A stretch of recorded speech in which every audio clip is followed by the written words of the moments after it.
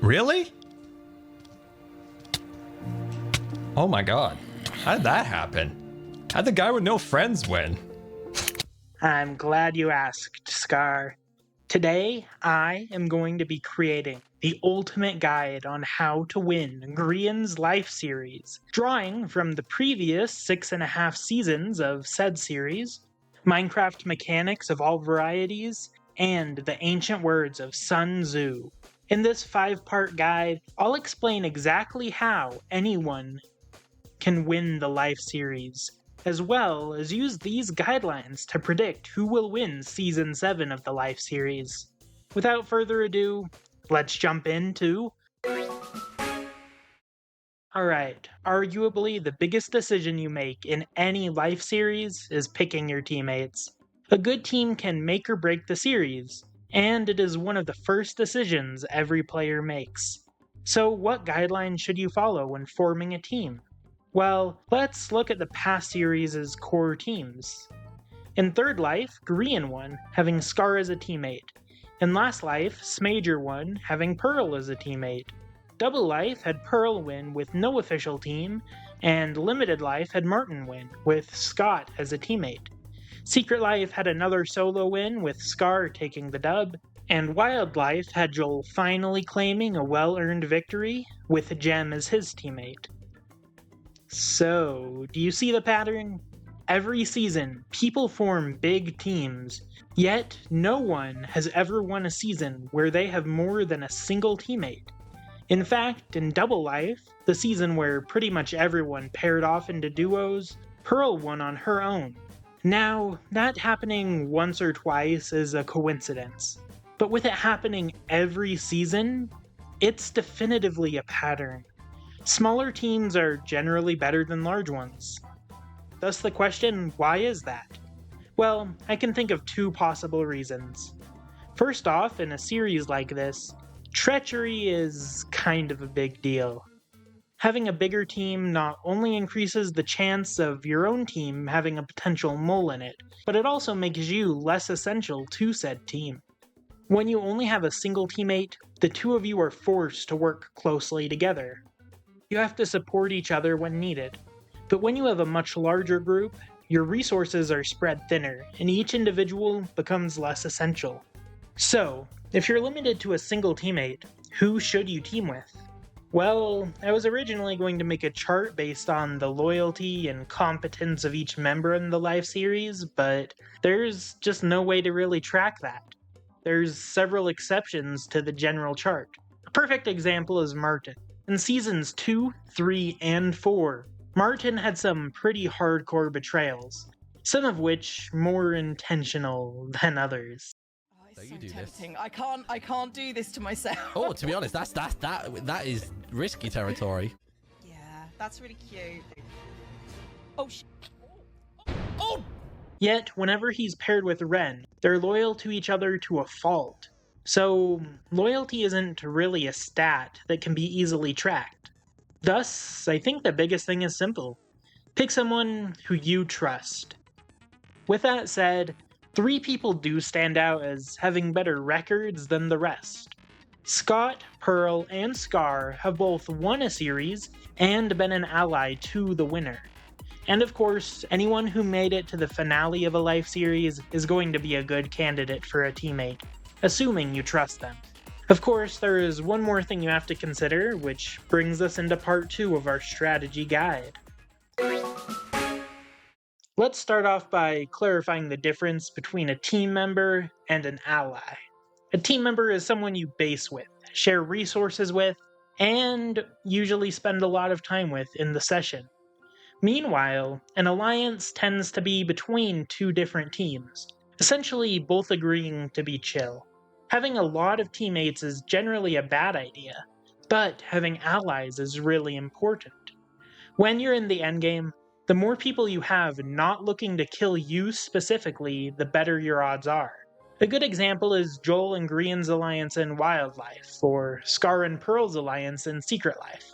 Those key alliances, not quite teams, but enough to rely on when push comes to shove, basically made it so Joel and Scar could both make it to the end, fighting their common enemy, then allowed them to guiltlessly turn on one another once the enemy is defeated. So, what alliances should you make? Well, it's generally more about who you don't want as an enemy. So, who should you try to befriend in the Life series?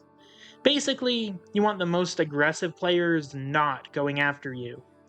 Joel and Grian are obvious picks, with the highest kill counts in the series. Scar and Etho are also pretty dangerous as foes, Scar for his chaos, and Etho for his tenacity. In fact, they're the perfect allies, because they're effective at killing the enemy, but also tend to get themselves killed in the process. By having them on your side, they'll draw attention to themselves as targets, letting you and your team fly under the radar. That brings up part 3 of how to win at life. Alright, in the Life series, I think there are 3 general playstyles. Of course, this is generalizing, but these 3 can generally sum up every playstyle. There's the aggressive play, where you actively try to kill, cheat, and steal your way to victory. There's the passive player, who simply keeps their head down and weathers whatever storm they face. And finally, there's the retribution player, who doesn't seek out a fight, but won't let people walk all over them. Now, I think most viewers would agree that the aggressive player is one of the most fun to watch, but is it a good strategy if you want to actually win the series? Well, let's look at the winners and where I'd personally classify them. Starting with Season 1, Grian, I'd say he played very aggressive, which was partially influenced because of his time with Scar as a Red Life. Season 2's Smager was very much a retribution player, mostly minding his business, but not afraid to strike back. Season 3's Pearl was an interesting case, where, despite preemptively joining the Reds, she still tended to mind her business until the very end. Season 4 had Martin playing fairly aggressive while still minding his business. I think I'm starting to see the pattern. Generally, the best way to play early game is to be passive, trying not to make enemies, but being quick to become aggressive when the need arises. However, there is a single person that this doesn't seem to apply to for whatever reason, and that person is Scar. Now, I have 2 hypotheses on why Scar can get away with his highly aggressive play. First, the 2 seasons where he performed really well, being Third Life and Secret Life, there was a reward for playing aggressively. Currently, the Life series has Keep Inventory on, an overall good thing for the series' enjoyment. However, in Season 1, killing someone meant they dropped their loot, allowing you to do a bit of crime. By stealing some of their better loot from the enemies and giving back just enough to keep sportsmanship, Scar managed to make it to the final 2. And in Secret Life, where he managed to win, a kill directly added health to your own pool, making it the only Life series where killing many opponents gave a large tactical advantage. I think that's ultimately why Scar won Secret Life. Despite playing the villain for so long, and despite his tendency to casually take damage, Scar is actually a big threat with a bow, and his ability to kill enemies. Combined with the recklessness of a man with nothing to lose, in a season where killing is rewarded heavily, well, Secret Life seemed to be the perfect formula for Scar to take the W. The second theory is that Scar's charisma could tame a starving bear on the hunt. So, how should you play if you want to win the Life series? Well, first off, determine what the risk versus reward is for playing aggressive. Unfortunately, with the exception of Secret Life and the Boogeyman, there's never been a good incentive to play super aggressively, meaning that the main advantage to playing aggro is content, while the main risk is ending the series early. Generally, if you're going try hard to win, I think Joel in Wildlife is the perfect example. You can see how much he's itching to be more aggressive in those early episodes, yet he holds himself back, only to unleash his full violent energy at the endgame, getting arguably the most impressive endgame in Life series history. Sun Tzu's book, The Art of War, has become popular in the Minecraft space, in large thanks to Technoblade's Potato War video. And, while Sun Tzu's wisdom is pretty well known, A lot of the book basically boils down to feed your troops. So, how does this apply to the Life series? Well, if we're assuming that you're playing the Life series as I've recommended up to this point, then you're probably going to have some free time to kill. Time you would normally spend committing war crimes will now be open. So, what should you do with that time? Simply put, preparing for the endgame is top priority. You want to make sure you have the best armor allowed for the series, as well as the best weapons available. Get as many golden apples as you can, and prepare a good food source for the endgame. Ender pearls are extremely helpful, and make sure your pickaxe is good. If you don't understand why, go watch some Piffin 380 videos. Essentially, you need to prepare for your win conditions, which we'll talk a bit more about later. However, if you're playing safe, then you might find yourself in an awkward position. You see, while everyone else is dying, and you've been playing it safe, you'll eventually have the most lives on the server. People will naturally want to hunt you down because of this, and that's a bad thing. So what should you do? Well, this is where feeding the troops comes into play. Assuming future Life series function under similar rules as they did before, there's usually a way to transfer lives to someone. Whether that's through a red name killing someone, like in Wildlife, or like giving a life away, like in the second season Last Life. So, instead of spending your resources running and delaying your inevitable death, if you find yourself the target of a mob, try selling your life to someone else who needs it. This can be used to make a teammate stronger, bribe an ally into being more loyal, or even to try to ease over tensions with a rival team. Having a lot of lives is good, but by the end of every season, nobody has ever been on higher than red life before the final duel starts. Additionally, feeding your army might mean supplying your own allies with tools. To a green life, TNT isn't super valuable, but to a red life, it's a big deal. Give your explosives to allies who can use them, then let them get to work weakening the other players. Even if they end up eliminating themselves in the process, that's still one less person you need to compete with in the endgame. To sum it up, you want to play passively but make allies, and let them play aggressively on your behalf. Fund their attempted murders so that they can bring down the competition while keeping your hands clean. Don't make enemies, but let everyone else do the fighting on your behalf, and try not to stand out. Of course, if you're successful, it'll eventually come down to a point where there's no one left to manipulate. It's just you and a few others, knowing only one of you can make it out alive. That brings us into the final step of winning the Life series. There's something that every Life series winner has in common. They're all pretty good at PvP. Some are better than others, yes, but they're all good at it. So, if you're good at PvP, then you already have an optional win condition. Simply outbattle or outgear the others.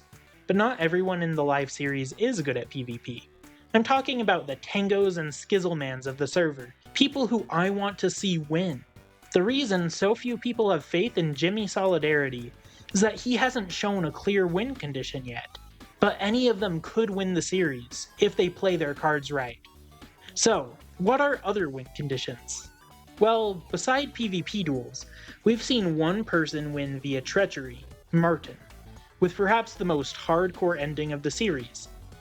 He won limited life by going along with their plans of a fair duel, only to backstab everyone. If you and your close team members make it to this point, you may be able to get a sneaky kill on them while their back is turned. That said, now that Martin has done this once, I kind of doubt it'll end up happening again. Though, if Cleo managed to pull it off on Martin this season, that would be poetry. What other win conditions exist? Well, I, for one, would love to see a trap get the final kill of the series. Minecraft has so many niche mechanics. I think a dedicated player could learn some of those, then lure someone into a fall trap. Or with enough TNT, they could rig an entire nuclear warhead to finish off their opponents. If you aren't a PvP type of player, then trying traps is probably your best bet. And you know what they say, if you want a man dead, hire an assassin. But if you need a man dead, hire an army. don't just set one trap, but instead set dozens of traps around the server. Most will never see use, but if one of them wins you the series, it would be worth the effort. And additionally, just a trap kill. This is off script, but I just really want to see a trap kill win the series. I think it would be so cool. But yeah, all this leads into my final prediction. Who, based on the criteria above, do I think will win Season 7 of the Life series? Who has followed these guidelines best? My official guess for the victor of this season is Zombie Cleo. I could also have seen Martin being our first official repeat winner, but I feel like Martin has been playing much more for the content since he's made his victory, making Cleo the most likely candidate. Not only is she the only one who meets the team size pattern, but she also seems to get the whole lay low strategy. She's began making alliances with almost every other team on the server, being on good terms with pretty much everyone, but close with no one except her teammate Martin. I think it's almost guaranteed that Cleo will make it to the final 3 of this season. However, the only concern I have is her win condition. I honestly don't know how good Cleo is at PvP, but I do doubt she could win against the hard hitters like Smager and Joel. But then again, I really don't think she needs to. The other teams are so hostile to one another, they may wipe each other out. If Cleo comes up with a clear win condition, like setting a trap or getting a good backstab on Martin, I do really think she would be the perfect winner for this series. But what do you guys all think? Anything big I missed? And who do you think is going to win this Life series? Please comment down below and maybe consider tagging Jimmy Solidarity so he sees this video. Because if he's serious about winning this season of Life, or the next one at least, maybe this guide can help him out. Cheers everyone.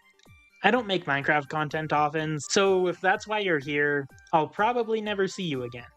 But if you want to see more of me, here's my most popular video on the left, and on the right is a video that YouTube thinks you'll enjoy. Bye, Onara.